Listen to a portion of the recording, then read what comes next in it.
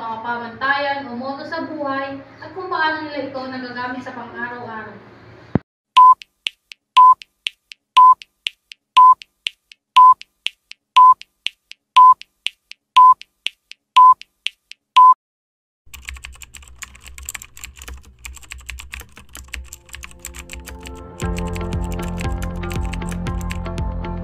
Good day everyone, my name is Myra Sinadina from Vicente.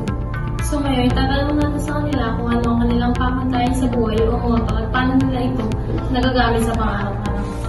Ano ang iyong moto sa buhay at paano mo ito nagagamit sa pang-araw-araw? My motto in life is, if you believe, you can achieve. Dito is, kung anong pinaniniwalaan natin is matutupad natin. For example is, naniniwala ako na makakatapos ako at magiging successful ako sa buhay.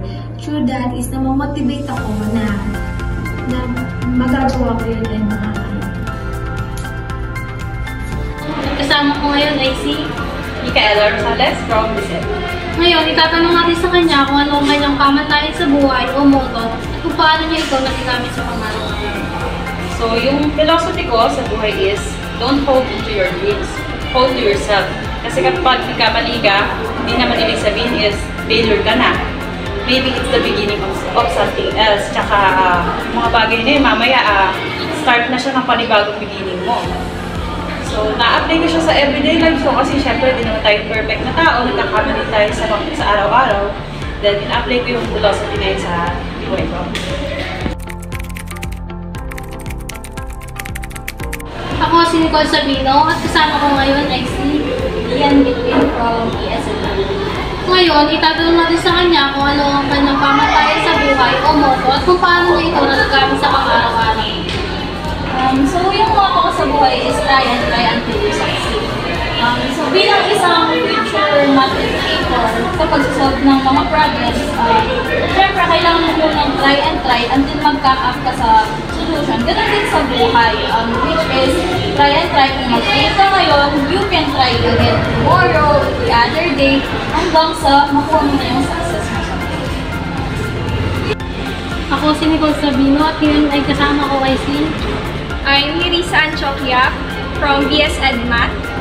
Ngayon, itatanong natin sa kanya kung ano ang kanyang moto o filosofiya sa buhay at kung paano niya ito nagagamit sa pang-araw-araw. For me, my motto in life is everything happens for a reason. Because as a student is madami tayong nagiging struggle. And for me, yung mga struggles na yun is binibigyan tayo na ng lesson and aral sa buhay para maging matatag. And para yung mga pagsubok pang dadating na mas malaki is kaya natin harapin.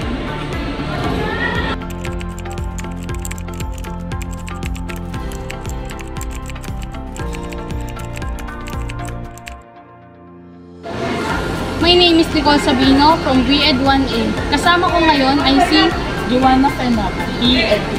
Ngayon, itatanong natin sa kanya kung ano ang kanyang pamantayan o moto sa buhay at kung paano niya ito ina-apply sa pang-araw-araw. Ang motto ko sa buhay is study well, not study hard. Kasi kapag nag-study hard ka, para maiwasan mo yung pressure mo sa pag-aaral. And if nag-study well ka naman, gawin mo lang lagi yung best mo and mag-set ka lang ng goals. My name is Nicole Sabino from BEd 1A at ngayon narito si Hi naman Basa from BEd 2A. Ngayon, tatanong natin sa kanya kung ano ang kanyang pamantayan sa buhay o moto at kung paano niya ito nagagamit sa pang-araw-araw. Ang pamantayan ko sa buhay ay everything happens for a reason. Kaya everything happens for a reason because it's either a lesson or consequences in my action. For example, sa grade, kapag nakakuha ko ng grade, for example, mababa, tapos yung mababa na grade na yon, pwede kong nakuha ko siya as a lesson, kaya yung gagawin ko sa susunod is pagbubuti.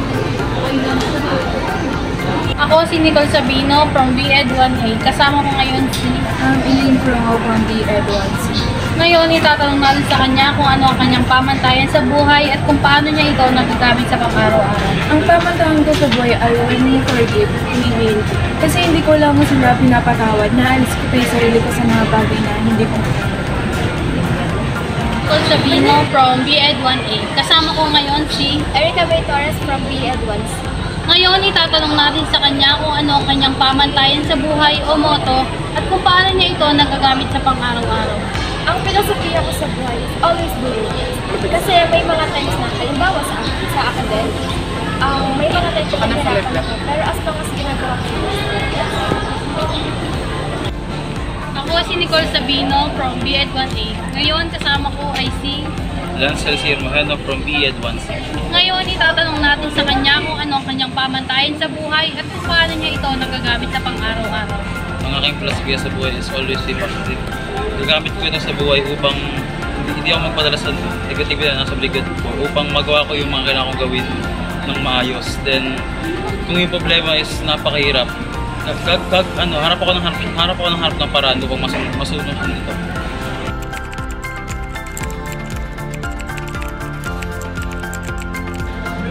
Ako si Nicole Sabino from BEd 1A. Kasama ko ngayon si Ashley Alberto from DSED Filipino. Ngayon, itatanong natin sa kanya kung ano ang kanyang pamantayan sa buhay o motto at kung paano niya ito nagagamit sa pang-araw-araw.